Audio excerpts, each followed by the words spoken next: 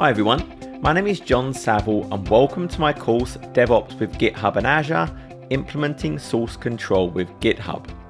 I'm a principal cloud solutions architect and author that spends nearly every day working with cloud and DevOps technologies.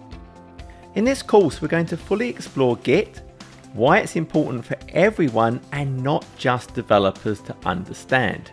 We're going to look at why it's used and how it's used. Today, Git is used in nearly every organization and really is a cornerstone of DevOps.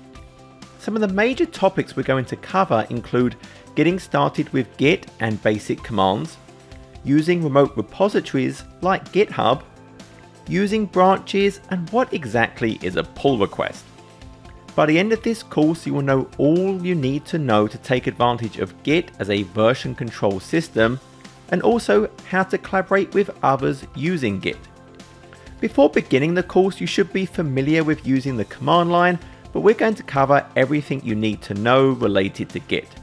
I hope you'll join me on this journey to learn Git with the DevOps with GitHub and Azure, Implementing Source Control with GitHub course at Pluralsight.